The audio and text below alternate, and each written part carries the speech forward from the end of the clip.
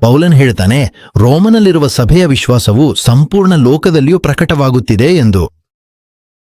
ಪೌಲನು ರೋಮನ್ ಸಾಮ್ರಾಜ್ಯವು ಸಂಪೂರ್ಣ ಜಗತ್ತನ್ನು ಆಳುತ್ತಿದ್ದ ಮಹಾಶಕ್ತಿಯಾಗಿದ್ದ ಕಾಲದಲ್ಲಿ ಬದುಕ್ತಿದ್ದನು.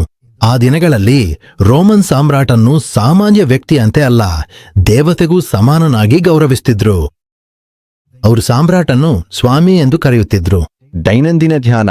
ಮೊದಲು ನಾನು ನನ್ನ ದೇವರನ್ನು ಯೇಸು ಕ್ರಿಸ್ತನ ಮೂಲಕ ನಿಮಗಾಗಿ ಧನ್ಯವಾದಿಸುತ್ತೇನೆ, ಏಕೆಂದರೆ ನಿಮ್ಮ ವಿಶ್ವಾಸವು ಸಂಪೂರ್ಣ ಲೋಕದಲ್ಲಿಯೂ ಪ್ರಸಿದ್ಧವಾಗಿದೆ. ರೋಮಪತ್ರಿಕೆ 1:8. ಇಲ್ಲಿ ಪೌಲನು ರೋಮಿನಲ್ಲಿರುವ ಸಭೆಯ ವಿಶ್ವಾಸವು ಸಂಪೂರ್ಣ ಲೋಕದಲ್ಲಿಯೂ ಪ್ರಕಟವಾಗುತ್ತಿದೆ ಎಂದು ಹೇಳುತ್ತಾನೆ. ಪೌಲನು ರೋಮನ್ ಸಾಮ್ರಾಜ್ಯವು ಸಂಪೂರ್ಣ ಜಗತ್ತನ್ನು ಆಳ್ತಿದ್ದ ಮಹಾಶಕ್ತಿಯಾಗಿದ್ದ ಕಾಲದಲ್ಲಿ ಬದುಕ್ತಿದ್ದನು. ಆ ದಿನಗಳಲ್ಲಿ ರೋಮನ್ ಸಾಮ್ರಾಟನ್ನು ಸಾಮಾನ್ಯ ವ್ಯಕ್ತಿಯಂತೆ ಅಲ್ಲ, ದೇವತೆಗೂ ಸಮಾನನಾಗಿ ಗೌರವಿಸುತ್ತಿದ್ರು. ಅವರು ಸಾಮ್ರಾಟನ್ನು ಸ್ವಾಮಿ ಎಂದು ಕರೆಯುತ್ತಿದ್ರು. ಸಾಮ್ರಾಟನ್ನು ಸ್ವಾಮಿಯಾಗಿ ಒಪ್ಪಿಕೊಳ್ಳದ ಯಾರನ್ನಾದರೂ ಬಂಧಿಸ್ತಿದ್ರು, ಭಾರಿ ಹಿಂಸೆ ನೀಡುತ್ತಿದ್ರು, ಕೆಲವೊಮ್ಮೆ ಮರಣದಂಡನೆಗೂ ಒಪ್ಪಿಸ್ತಿದ್ರು. ಆದರೆ ರೋಮಿನ ಸಭೆಯ ಸದಸ್ಯರು ರಾಜನನ್ನ ಸ್ವಾಮಿಯಾಗಿ ಘೋಷಿಸಿಲ್ಲ.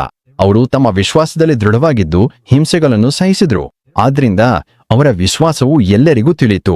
ನಮ್ಮ ವಿಶ್ವಾಸವು ಯಾರಿಗಾದ್ರೂ ಸಾಕ್ಷಿಯಾಗಿದೆಯೇ ಅಥವಾ ಅದು ನಮ್ಮೊಳಗೆ ನಿಶ್ಚಲವಾಗಿಯೇ ಉಳಿದಿದೆಯೇ ಎಂಬುದನ್ನು ನಾವು ಪರಿಗಣಿಸಬೇಕು. ದಾನಿಯೇಲನ ವಿಶ್ವಾಸದಿಂದ ರಾಜ ದಾರಿಯನು ತನ್ನ ರಾಜ್ಯದ ಎಲ್ಲಾ ಜನರು ದಾನಿಯೇಲನ ದೇವರ ಮುಂದೆ ಭಯಪಟ್ಟು ಕಂಪಿಸಬೇಕು ಎಂದು ಆದೇಶಿಸಿದನು. ರಾಜ ದಾರಿಯನ್ನು ಆಳುತ್ತಿದ್ದಾಗ ದಾನಿಯೇಲನ್ನು ಸಂಪೂರ್ಣ ರಾಜ್ಯದ ಮೇಲೆ ನೇಮಿಸುವ ಉದ್ದೇಶವನ್ನು ರಾಜನು ಹೊಂದಿದ್ದನು. ಇದನ್ನು ಇಷ್ಟಪಡದ ಪ್ರಭುಗಳು ಮತ್ತು ಆಡಳಿತಗಾರರು ದಾನಿಯೇಲನ್ನು ಅವನ ದೇವರ ಸಂಬಂಧಿಸಿದ ಧಾರ್ಮಿಕ ವಿಷಯಗಳಲ್ಲಿ ಆರೋಪಿಸಲು ಸಂಚು ರೂಪಿಸಿದ್ರು. ನಂತರ ಅವರು ರಾಜನಿಗೆ ಒಂದು ಆದೇಶ ಪತ್ರಕ್ಕೆ ಸಹಿ ಹಾಕಿಸಿದ್ರು. ಆ ಆದೇಶದ ಪ್ರಕಾರ ಯಾರಾದ್ರೂ 30 ದಿನಗಳ ಕಾಲ ರಾಜನನ್ನು ಬಿಟ್ಟು ಬೇರೆ ದೇವರಿಗೆ ಅಥವಾ ಮನುಷ್ಯನಿಗೆ ಯಾವ ವಿಷಯದಾದ್ರೂ ಬೇಡಿಕೆ ಸಲ್ಲಿಸಿದ್ರೆ ಅವನನ್ನು ಸಿಂಹಗಳ ಗುಹೆಗೆ ಹಾಕಬೇಕು ಎಂದು ಹೇಳಲಾಗಿತ್ತು. ಈಗ ಆ ಬರವಣಿಗೆಯನ್ನು ಸಹಿ ಹಾಕಲಾಗಿದೆ ಎಂಬುದನ್ನು ದಾನಿಯೇಲು ತಿಳಿದಾಗ ಅವನು ಮನೆಗೆ ಹೋಗಿ ತನ್ನ ಮೇಲ್ಮಹಡಿಯಲ್ಲಿ ಯೆರೂಸಲೇಮಿನ ಕಡೆಗೆ ಕಿಟಕಿಗಳನ್ನು ತೆರೆದು ಆ ದಿನ 3 ಬಾರಿ ಮೊಣಕಾಲು ಮೇಲೆ ಕುಳಿತು ಪ್ರಾರ್ಥಿಸಿ ತನ್ನ ದೇವರಿಗೆ ಧನ್ಯವಾದಗಳನ್ನು ಅರ್ಪಿಸಿದನು. ಇದು ಅವನಿಗೆ ಬಾಲ್ಯದಿಂದಲೂ ಇದ್ದ ಅಭ್ಯಾಸ. ಆದುದರಿಂದ ರಾಜ ದಾರಿಯನ ಆದೇಶದಂತೆ ಅವರು ದಾನಿಯೇಲನ್ನು ಸಿಂಹಗಳ ಗುಹೆಗೆ ಹಾಕಿದ್ರು. ದೇವರು ತನ್ನ ದೂತನನ್ನು ಕಳಿಸಿ ಸಿಂಹಗಳ ಬಾಯನ್ನು ಮುಚ್ಚಿದನು. ಆದ್ದರಿಂದ ಸಿಂಹಗಳು ದಾನಿಯೇಲಿಗೆ ಯಾವುದೇ ಹಾನಿ ಮಾಡಲಿಲ್ಲ. ದಾನಿಯೇಲನು ದೇವರ ಕಾರ್ಯದಲ್ಲಿ ತೋರಿದ ನಂಬಿಕೆಯನ್ನು ಕಂಡ ರಾಜ ದಾರಿಯನು ಹೀಗೆ ಹೇಳಿದನು, ನಾನು ಒಂದು ಆದೇಶವನ್ನು ಹೊರಡಿಸ್ತೇನೆ. ನನ್ನ ರಾಜ್ಯದ ಪ್ರತಿಯೊಂದು ಪ್ರಾಂತ್ಯದಲ್ಲಿಯೂ ಜನರು ದಾನಿಯೇಲನ ದೇವರ ಮುಂದೆ ಭಯಭಕ್ತಿಯಿಂದ ನಿಲ್ಲಬೇಕು, ಏಕೆಂದರೆ ಅವನು ಜೀವಂತ ದೇವರು ಮತ್ತು ಸದಾಕಾಲ ಸ್ಥಿರನಾಗಿರುವವನು. ಅವನ ರಾಜ್ಯವು ಎಂದಿಗೂ ನಾಶವಾಗದು. ಅವನ ಆಳ್ವಿಕೆ ಅಂತ್ಯವರೆಗೆ ಇರುತ್ತದೆ.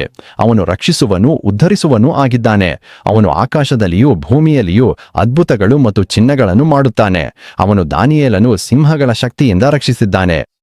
ದಾನಿಯೇಲನು 6:26.27. ಹೀಗಾಗಿ ನೀವು ಮಕೆದೋನಿಯಾ ಮತ್ತು ಅಖಾಯದಲ್ಲಿರುವ ಎಲ್ಲ ನಂಬುವರಿಗೆ ಮಾದರಿಯಾಗಿದ್ದೀರಿ.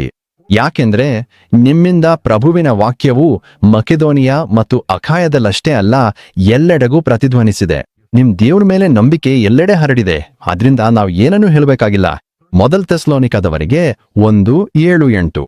ಪ್ರಭು ಯೇಸು ಕ್ರಿಸ್ತನ ಕೃಪೆ, ತಂದೆಯ ಪ್ರೀತಿ ಮತ್ತು ಪರಿಶುದ್ಧ ಆತ್ಮನ ಸಂಗಡಿಗತ್ವವು ನಿಮ್ಮೊಡನೆ ಇರಲಿ. ಆಮೆನ್.